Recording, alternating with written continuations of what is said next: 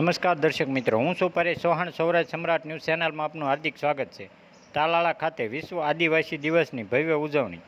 આજે તાલાળા તેમજ આજુબાજુના ગ્રામ્ય વિસ્તારોમાં વસતા આદિવાસી સિદ્ધિ સમાજના ભાઈઓ બહેનો તેમજ આગેવાનો અને અગ્રણીઓએ ભારત સરકારે 9 ઓગસ્ટને આદિવાસી દિવસ તરીકે જાહેર કરેલ છે.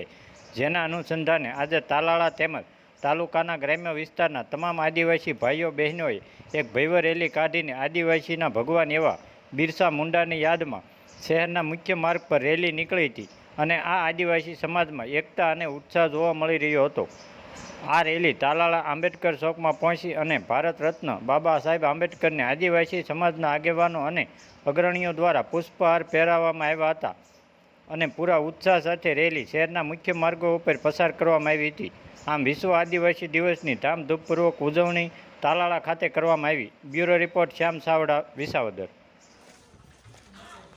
મારું નામ મુક્તારેશ મકવાણા ફ્રોમ ખિલાવડ.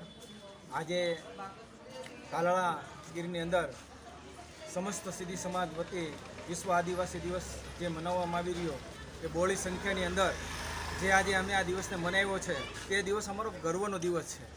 આજે વિશ્વ લેવલે આ દિવસ મનાવવામાં આવી રહ્યો છે એટલા માટે કે અમારી જે અમુક જળ જંગલ અને જમીન માટેની જે લડાઈઓ છે, અમારી જે કાંઈ જરૂરિયાતો મુજબની જે લડાઈઓ છે, કે અમારા હકની જે લડાઈઓ છે, તે લડાઈઓનો આજનો આ દિવસ યાદગાર દિવસ છે. એટલે આજે તાલાળા વિસ્તારની અંદર સમસ્ત સિદ્ધિ સમાજ તેમજ આજુબાજુમાં વસવાટ કરતા અમારા તમામ સિદ્ધિ સમાજના ભાઈઓ અને બહેનોએ આજનો આ દિવસ બહોળી સંખ્યામાં અમે એક ઉત્સવ આમ જોશભેરથી જે ઉજવવા માટે અમે જે આજે રેલીના સ્વરૂપે ઉજવી અને બાબા સાહેબ આંબેડકરને ફુલહાર કર્યો અને સરદાર વલ્લભભાઈ પટેલ જે આપણા આદરણીય છે તેમને પણ ફુલહાર કરી અને ત્યાં અમે પૂર્ણાહુતિ કરી છે.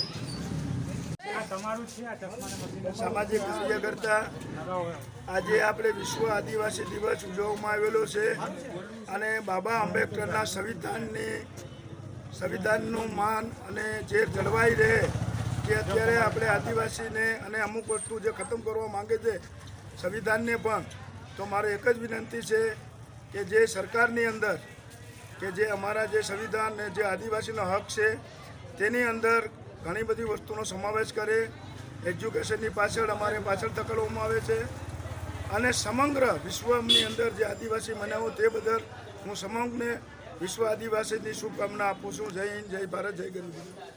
છે કે અમારી જે કંઈ જરૂરિયાત મુજબની માંગો છે, અમારા જે કંઈ અમુક સમસ્યાઓ છે તેમને સરકાર સ્પેશિયલ કેટેગરીમાં સ્પેશિયલ કોટાની અંદર અમારા આજે બાળકો જે નેશનલ કક્ષાઓ ઉપર જે પ્રતિસ્પર્ધી તરીકે જે રમી રહ્યા છે તેમને પણ એવી જગ્યાઓ પર એમનો સમાવિષ્ટ કરવામાં આવે.